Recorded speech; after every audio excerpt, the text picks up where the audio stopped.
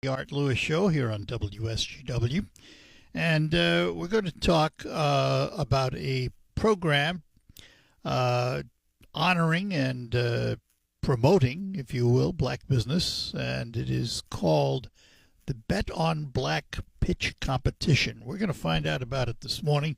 We have a number of guests in studio. First of all, from CMU's Resource Center, it's Diversity and Business Development Director. We say good morning to Courtney Garrett. Courtney, good morning to you. Good morning, Art. Thanks for being with us. Of course. Appreciate Thank you for it. having me. Someone who is involved in this process because she is, I guess, one of the pitchers, can we say? Yes. And that is Jemiah Ryan, owner of Ryan Studios and Company. We'll find out about that, too. Good morning, Jemiah. Good morning.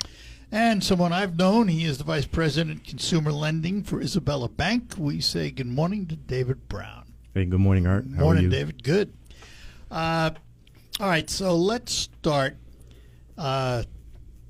Courtney, give us an overview of the CMU Resource Center and what that's all about. So CMURC is a entrepreneurial support organization, and we're focused solely on empowering entrepreneurs in the Great Lakes Bay region.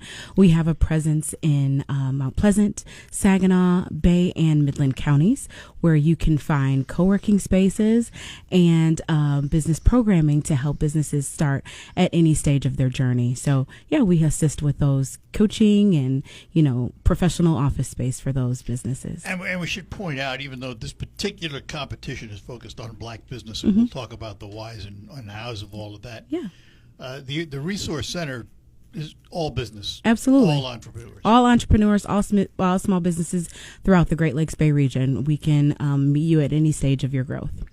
And Jemiah, let me ask about your company, Ryan Studio and Company. What is that all about?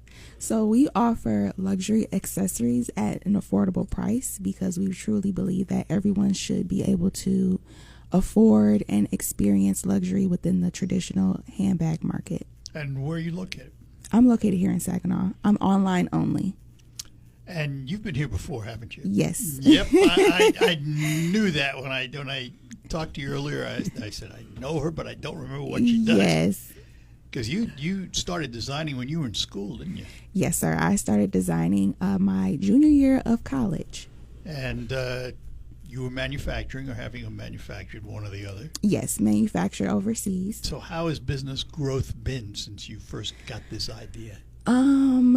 It's been really crazy. It's gone so fast. I've been in business for about 2 years. We have served over 200 clients. We've expanded to, I think, about 6 products now. So we're really constantly growing, and I'm constantly coming up with new things, and I'm really excited. And we'll talk about how you pitched that in a little bit. Yes. But, David, you hear pitches all the time from business people, don't you? Absolutely, yes. Well, first of all, in terms of the minority communities, has there always been availability of funds, or has it been a difficult road for them, more difficult than it should be? I would say there's some disparity there. Definitely, there's been some challenges, and some of that just has to do with like the evolution of our community, changing and realizing that we are a diverse community, and financial institutions must serve the community at large. And I'm happy to say that is starting to change. I do believe small businesses that are centered in our minority communities are starting to see opportunities more and more. And some of that is coming from partnerships like with CMURC. But that doesn't mean you hand out money just simply because it's a minority business. No. It still has to have a solid business plan. Absolutely. It has to go through the same maturations as everybody else does. Yes. Which sometimes is a problem, Courtney, isn't it? Because maybe the background and the knowledge isn't there. Yeah, absolutely. Less than 1% of VC funding actually goes to black entrepreneurs, and CMURC is essentially here to kind of change that. We want to close that opportunity gap and, remove those systematic barriers and really create access that has been historically been, lacking a little bit. So, yeah, absolutely. And there are a lot of minority entrepreneurs around here, aren't Absolutely. there? Yes, they are. There's a ton of them, which is good. Yeah, yes, it is. Saginaw does have a lot of minority businesses. They are here to really grow something that they're proud of and learn all of those different aspects of really growing and scaling that business. All right, so let's talk about this Bet on Black pitch competition. First of all, give us an overview. What is it all about? Yes. So the Bet on Black, Entrepreneur Like Me Bet on Black pitch competition is essentially a competition to help businesses gain access to capital and funding. And the process started with about 17 or so applicants applying back in April. They applied to be a part of this program. And it's not just a pitch competition. They did learn some different things kind of going through the process. So after those applicants, they decided to be a part of our different workshops. And those workshops will help them learn how to put together a great pitch presentation. So that's learning the financials, learning what a pitch presentation looks like.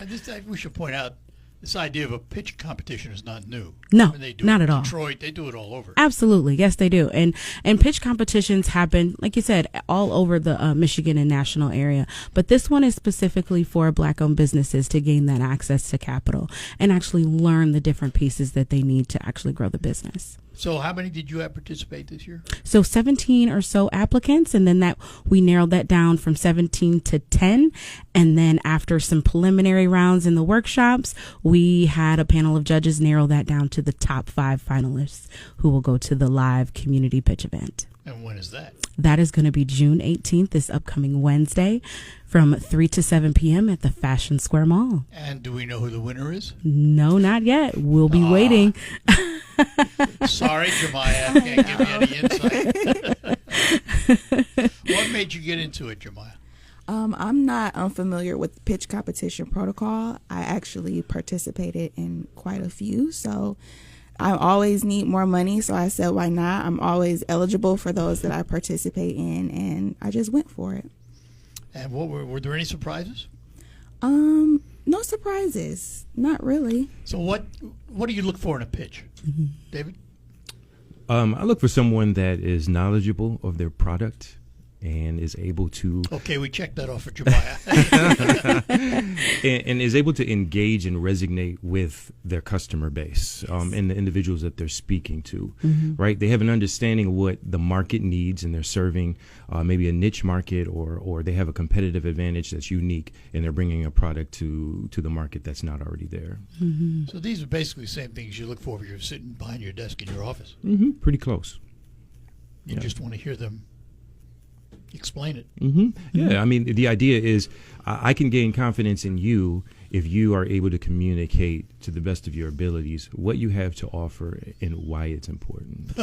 You can gain confidence in me if I've got confidence in myself. Absolutely, yes. And that's critically important, isn't it? How many people come to you that maybe aren't that grounded yet in who they are and what they believe? Yeah, you do get several businesses who are just not sure just yet. And that's what our programming is all about, is really understanding where you are and where you need to go, or where you want to go, essentially. So learning all the different pieces and putting it together. You might have, all of the things that you need to start the business, but helping you organize that and putting it together to make it a sustainable and scalable business is going to be why we exist. And this is an outreach of Central Michigan University. We are a nonprofit organization from Central Michigan University, yes. All right, we'll be back with our guests. We're going to take a break, and then we will return. Hello, I'm Shep. And I'm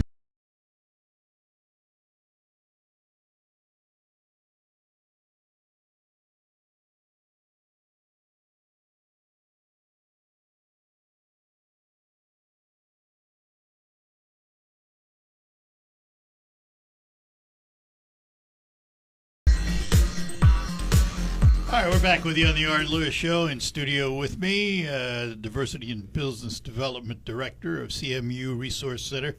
She is Courtney Garrett. Also with us, the owner of Ryan Studio and Company. She is Jemiah Ryan. And the Vice President and Consumer Lender for Isabella Bank is David Brown. We're talking about bet on the Black Pitch competition coming up for entrepreneurs. So let's talk about, Courtney, for a minute. Mm-hmm. These entrepreneurs come to you. Mm-hmm. I have to believe many of them don't know how to make a pitch. Mm-hmm. Are they given help up front? Yes, absolutely. So we have some structured workshops that are typically a part of this pitch competition. Not only do they are able to take advantage of those workshops, but we do have a program with CMURC called the Right Choice Program. And it is a 3-phase program that helps businesses really take those ideas and really turn them into a commercialized business. And that program definitely will help you put together, all of the talking points that you need for a pitch presentation and or a executive summary business plan type of setup. So with that, you in cooperation with those programs and the workshops, and the workshops really kind of drill down into certain topics. So again, finances, marketing, understanding your target market, and really getting those tips and tricks on how to put together a presentation. All that put together really gets them ready for that live pitch event. So, David, let me ask you as a lender, someone comes to you, what makes a good business plan? If Jemiah Ryan walks in your office tomorrow and wants a loan for her handbag company, what do you look for? What needs to be in that business plan? Great question. What I'd like to see in terms of a business plan is someone that's done their due diligence and their research, and they understand the market. They know who they're trying to serve, and they understand what they're looking for in terms of, consumer appetite. The other thing is knowing the competition and how you're going to differentiate yourself from the competition. It's also important to have a good handle on how you're going to make money, right? You can have a great product. Is that part of it? It's very important. Do you expect them to pay back the loan? Is that the Yes, at some point. When I say make money, I think a lot of people have a great concept and they know that they have a product. But business is business, right? So the idea that you're entering into a commerce environment, so I have to be able to produce something at an economical state so that I can make a profit out of it. And a lot of times people come to you and they have a great idea, but they have not honed and they haven't sharpened and they haven't come to a fine-tuned business model in such a way that it can make money. And the last thing I'd probably say, Art, in terms of a business plan is back up. So in terms of, this is my plan, this is how it's going to go. In a perfect world, sure. But if it doesn't go that way, how are you going to navigate the challenges, maybe the slow ramp up process, the unforeseen roadblocks that may come your way? What is your contingency plan? We'd like to see things like that. And that's what you teach? That's all part of that Right Choice program. And where did you learn all that, Jemiah? My background is layered, so I learned the foundation with my curriculum in my collegiate years. I essentially was pitching myself to multi-million-dollar companies like Stuart Weitzman and Kate Spade when I would work with them in design. When I graduated and participated in my first competition, I really got a chance to get an in-depth knowledge on the financial aspect of pitching your business plan, financial projections, things like that. You had no hesitation, did you? You went to the big ones. Yes, I did. That was really a part. That was a part of the schooling. It really wasn't anything that was out of the ordinary. That's what we really went to school for. Did you get rejection, and how did you handle it? From the companies or from the pitch competitions? From wherever. Not necessarily. I didn't really face a lot of rejection. If it was in that category, it would be them not understanding the foundation or aspect of my design or where I was coming from. But it was nothing out of the ordinary where I couldn't correct with a simple explanation. You learned from every presentation? Absolutely. That was really what my advantage was, my presentation aesthetic. That's what I really honed in on, especially in college. So a lot of folks have an idea. Yes. I think I want to build a widget because I think there's a need for the widget world. Mm-hmm. But they may not have any understanding of widgets. Yes. You wanted to build a handbag. Yes. Why handbags? Handbags is what I was educated in. That was my program. That every woman has a ton of Exactly. So fashion accessories design is what I have my degree in. I realized that there were more people that could not afford the traditional luxury handbag space than those who could. Statistically, around $1,300 is the weekly income for residents in Saginaw, Michigan, but the average handbag price for a traditional luxury handbag is $2,400. So that just shows you that it's really a financial hardship factor for the community of Saginaw, Michigan and beyond. So where we come in is we give you that same luxury aesthetic and quality, but we give it to you at a very reasonable price. Well, part of that is you're not selling a brand. No, we're selling a community, a story, a change. If I go out and buy Coach, half the price of that purse is because of the name. Mm-hmm. Yes. Yeah. So someday we'll look at Ryan Studio and you'll be charging twice as much. Yeah, hopefully not. We still want to maintain our mission. It's the way it works, though, isn't it? I mean, it's just the way it is. In some lines of business, yes. There's also businesses that can create various product lines that can meet different levels of economic capacity, right? Yes. So. Absolutely. And so, Madam President of Ryan Studio, where do you see yourself? Let's see how good her pitch is. Where do you see yourself 5-10 years from now?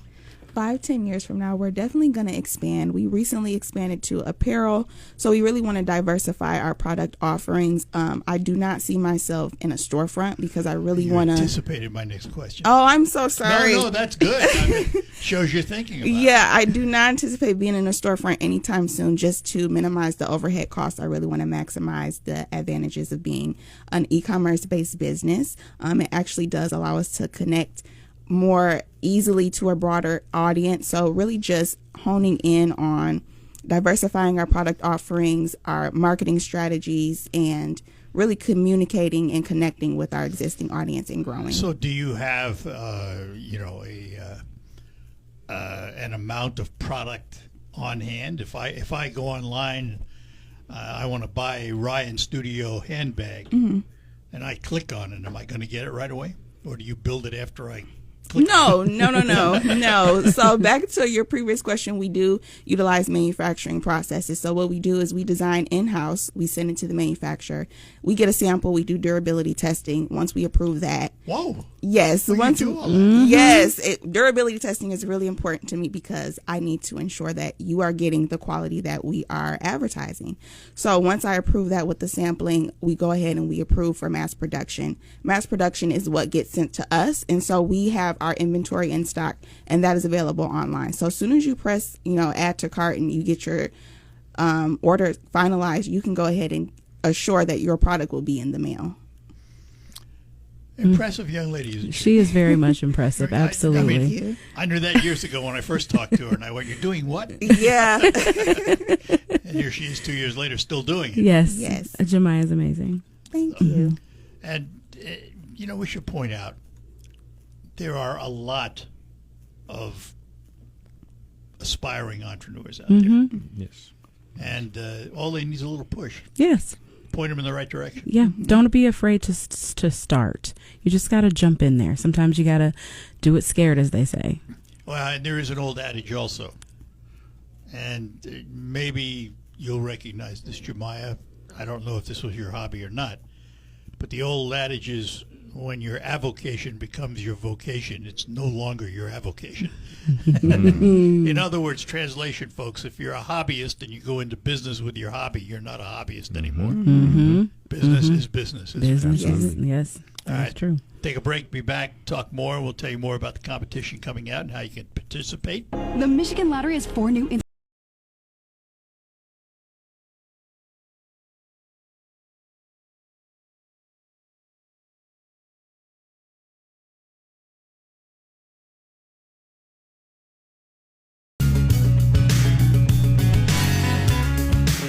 With you on the Art Lewis Show. In studio with me, David Brown, Vice President and Commercial Lender for Isabella Bank.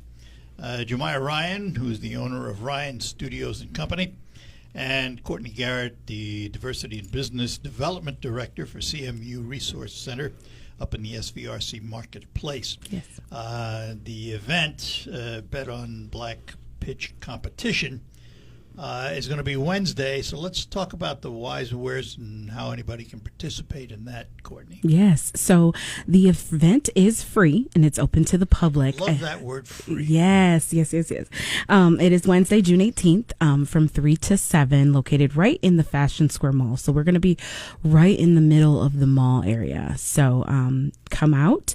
It'll be the final pitch for the top 5.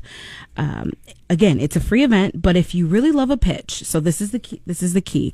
Make sure you show some love to your favorite pitch presentation, because $5 will get you a vote for your favorite pitch, which becomes the People's Choice Award, and those funds will go directly to the winner of that award.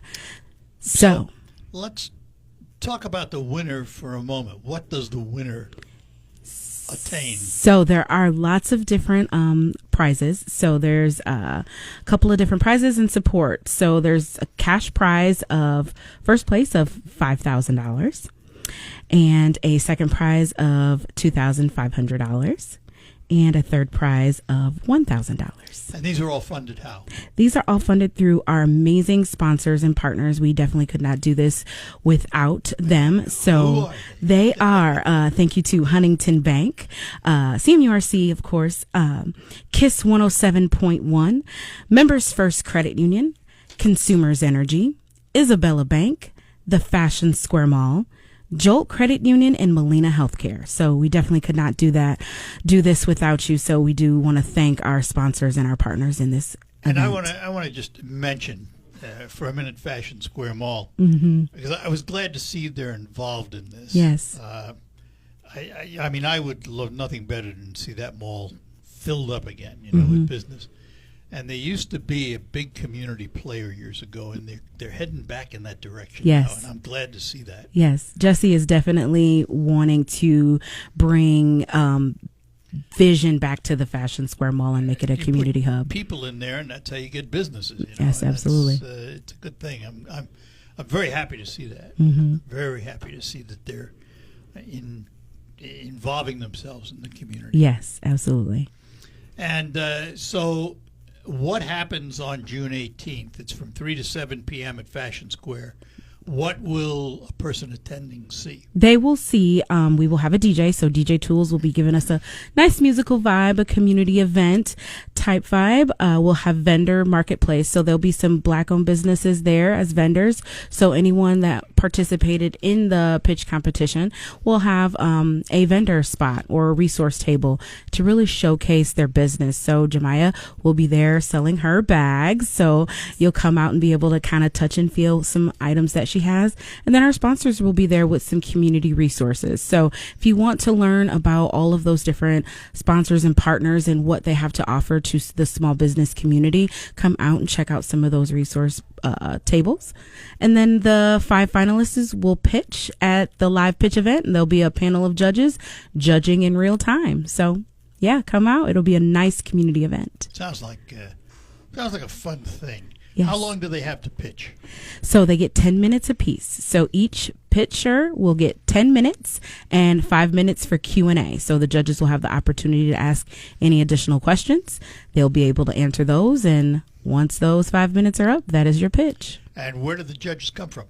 So our judges come from lots of our sponsors. So we'll have a few judges from our from Huntington and from Consumers Energy, as well as Isabella Bank. And then we have a judge from Cosby Incorporated. So that's the Chamber for Black Successful Entrepreneurs, and a judge from a local business here in Saginaw.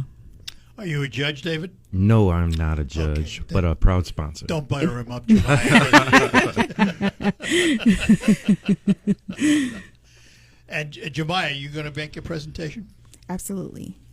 You have it all done?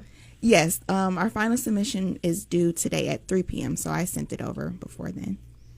And so what are you going to talk about in the 10 minutes? If I said to you, Jemiah, pitch me your business, what are you going to tell me?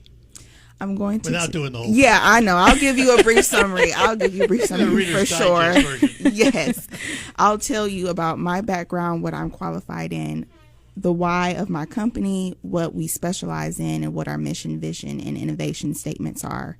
Our progress, our traction, our financial statements, our financial projection, our community that we have built, and what we would do and utilize with that $5,000 and how that will make a difference for us. The one thing I didn't hear, and I don't know, you guys know better than me, I didn't hear anything about Jemiah. Yeah, I said I'll tell you a little bit more about me. Okay. Yeah, in the beginning. All right, yes. Good. Yeah, my background is very important for my business. Yeah, it is. That's Yes. why I asked, and I missed it. I'm sorry. No, you're But fine. That's that sounds good. Got my vote. Want my $5. I'm not a judge, folks. Probably don't want to be a judge. Yeah, I'm glad I'm not a judge. Nah. We'll take our last break, and then we'll be back to finish up with our guests. My name is Kim Harris.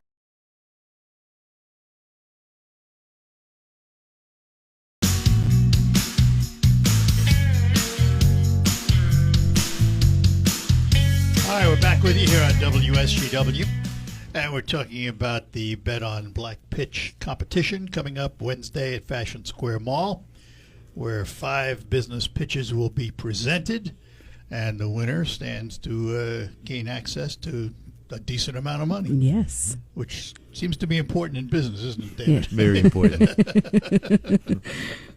So let me ask, is this the first year of this, or have you done this before? So this is the first year of the actual competition, but it's a part of a larger initiative with CMURC, and that's the Entrepreneur Like Me. So Entrepreneur Like Me is an inclusive entrepreneurship initiative that's focused on closing that opportunity gap for any minority business and providing that long-term support through different mentoring, coaching, and programming. So.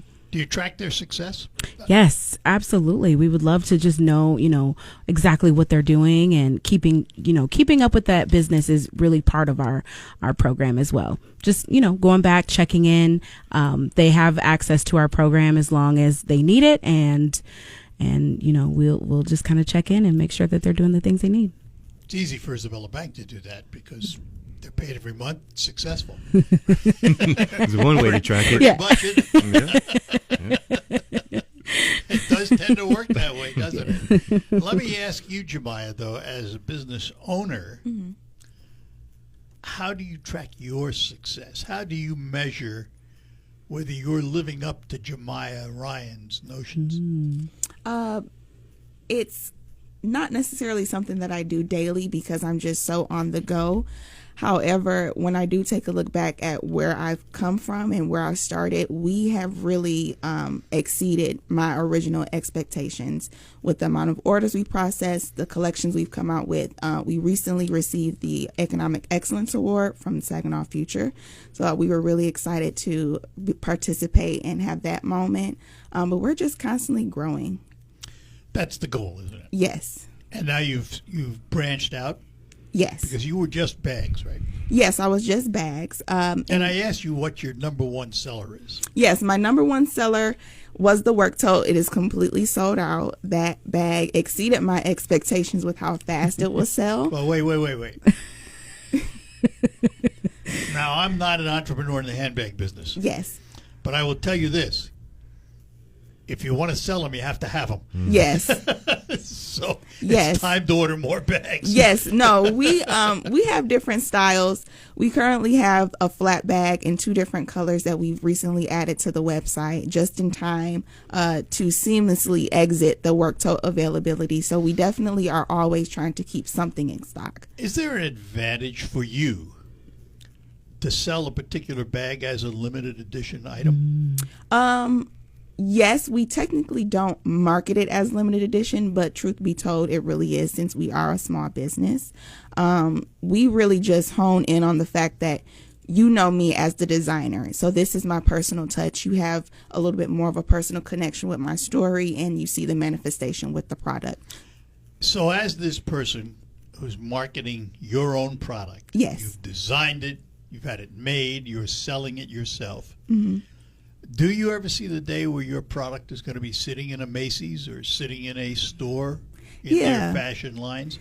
Yeah, we definitely have considered it and thought about it and are putting into our business plan the necessary steps to even have that moment, what the logistics of our business foundation needs to be to prepare for that.